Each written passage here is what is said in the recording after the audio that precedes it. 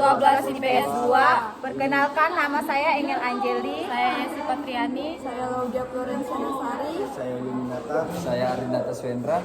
Ingin menjelaskan pengertian tentang lembaga penegak hukum beserta tugas dan wewenangnya, yaitu Polri, Hakim, Kejaksaan, Advokat, KPK. Selamat pagi teman-teman, perkenalkan nama saya Arinata Swendra dari kelas 12 IPS 2 ingin menjelaskan pengertian dari Polri beserta tugas dan wewenangannya. Kepolisian Negara Republik Indonesia disingkat Polri adalah lembaga penegak hukum nasional dan kepolisian negara di Indonesia. Sekarang di bawah naungan Kementerian Koordinator Bidang Politik dan Keamanan Republik Indonesia, Kemenko Polhukam RI. Polisi Indonesia pada tanggal 21 Agustus 1945 menyatakan bahwa kepolisian Indonesia tidak lagi di bawah pemerintahan Kekaisaran Jepang yang pada saat itu mayoritas anggota sebagian besar adalah polisi istimewa. Kepolisian ini bernama Polisi Republik Indonesia yang terdiri atas polisi istimewa dan polisi umum yang dipersatukan menjadi kepolisian secara nasional pada tanggal 1 Juli 1946. Lalu berubah nama menjadi Badan Polisi Negara atau BPN.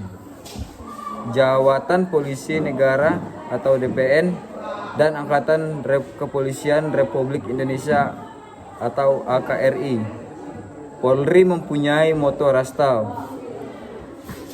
Selanjutnya, pada pasal 14 Undang-Undang Nomor 2 Tahun 2002 dijelaskan lebih lanjut tentang tugas kepolisian, yakni pertama, mengatur, menjaga, dan melakukan patroli terhadap kegiatan masyarakat dan pemerintah sesuai kebutuhan. Kedua, menyelenggarakan kegiatan terutama dalam menjamin keamanan, ketertiban, serta kelancaran lalu lintas. Ketiga, membina untuk meningkatkan partisipasi kesadaran hukum serta ketaatan warga terhadap hukum dan peraturan perundang-undang. 4. Turut serta dalam pembinaan hukum nasional. 5. Memelihara ketertiban dan menjamin keamanan umum. Yang keenam, melakukan koordinasi, pengawasan, dan pembinaan teknis terhadap kepolisian khusus, penyidik, pegawai negeri sipil, dan bentuk pengamanan swaskarsa. Selamat pagi teman-teman, saya Laudia Florenciana Sari dari kelas 12 IPS 2 ingin membacakan wewenang tugas utama hakim. Tugas utama hakim adalah menerima, memeriksa, mengadili, dan menyelesaikan perkara yang diajukan kepadanya. Hakim juga memiliki tugas lain, seperti memimpin persidangan, menjatuhkan putusan yang adil dan objektif, menetapkan hari sidang, memeriksa dan meneliti kebenaran berita secara persidangan, melakukan mediasi perkara perdata, melakukan diversi dalam perkara pidana anak, mengemukakan pendapat dalam musyawarah majelis hakim. Hakim merupakan pejabat peradilan negara yang diberi wewenang oleh undang-undang untuk mengadili. Dalam menjalankan tugasnya, hakim harus bebas, jujur, dan tidak memihak. Hakim pengadilan adalah pejabat yang melakukan tugas kekuasaan kehakiman untuk memeriksa, memutus, dan menyelesaikan perkara pidana dan perkara perdata di tingkat pertama.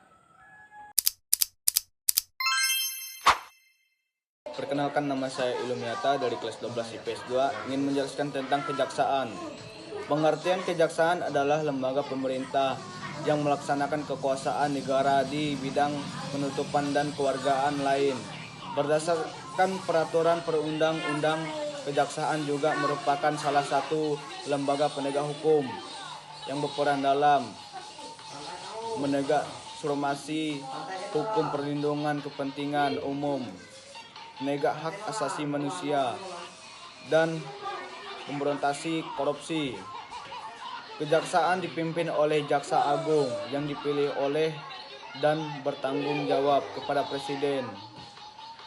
Tujuan mengaku pada Undang-Undang Nomor 16 Tahun 2004 yang menggantikan Undang-Undang Nomor 5 Tahun 1991 tentang Kejaksaan RI. Kejaksaan sebagai salah satu lembaga penegak hukum ditunjuk untuk lebih berperan dalam menegakkan formasi hukum, perlindungan kepentingan umum, penegak hak asasi manusia secara pemberantasan korupsi koleksi.